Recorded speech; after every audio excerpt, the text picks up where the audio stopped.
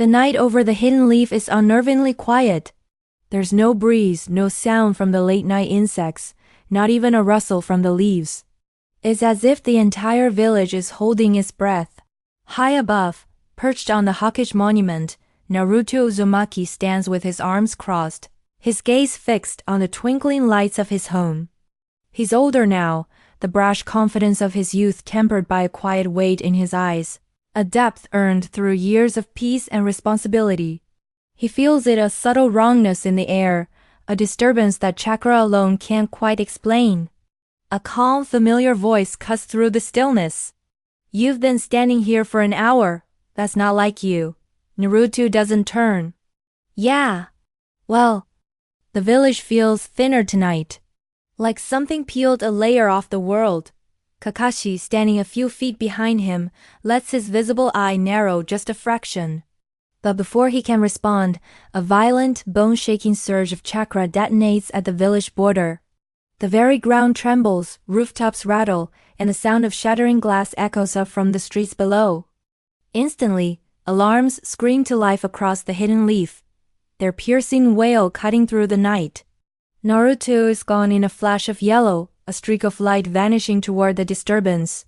At the western forest gate, ANBU squads are already locked in a desperate struggle, but their foe is unlike any they've ever faced. The earth itself is cracked and scorched, split open as if it were burned from the inside out.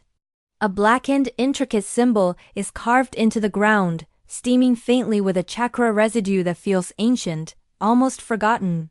Sakura kneels beside an unconscious ANBU operative, her hands glowing with a soft green light as she tries to heal him. "This isn't poison," she says, her brow furrowed in concentration. "It's not a genjutsu either, whatever hit them." It ignored their defenses completely. Nearby, Sasuke stands with his Sharingan blazing, his gaze locked on a strange symbol etched into the dirt. "This chakra," he states, his voice low and serious, "it doesn't belong to any of the great shinobi villages." Naruto lands beside them in a blur of motion, his expression grim. Then who does it belong to? Before anyone can even begin to speculate, the shadows between the trees begin to warp and twist, moving on their own accord. A figure steps out from the darkness, wrapped head to toe in ash-colored armor, their face obscured by a cracked, featureless mask. The very air seems to distort around them, bending light and sound. "So this is the village that survived every war," the figure says, their voice muffled and hollow, yet carrying an unsettling clarity. Naruto's fists clench at his sides. "Hey, if you're here to start something, you picked the wrong place." The masked figure tilts its head, an almost curious gesture. "No, I picked the last place." In a blink, they attack. It's not a move of blinding speed, but one of sheer inevitability, like a tide rolling in. Naruto raises his arms to block, and the impact sends him skidding backward, carving a deep trench into the ground with his heels. He's shocked by the raw physical force.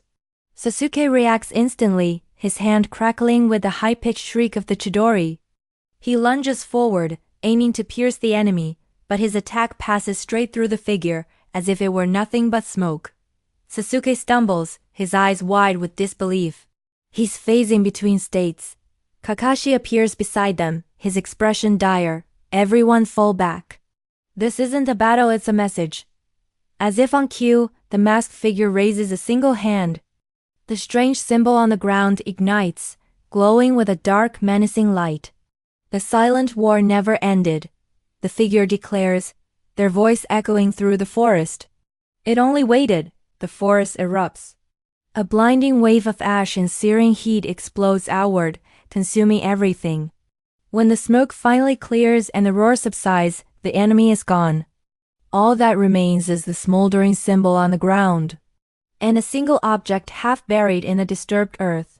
Sakura reaches down and pulls it free. It's a burned ninja forehead protector, its metal scorched and twisted.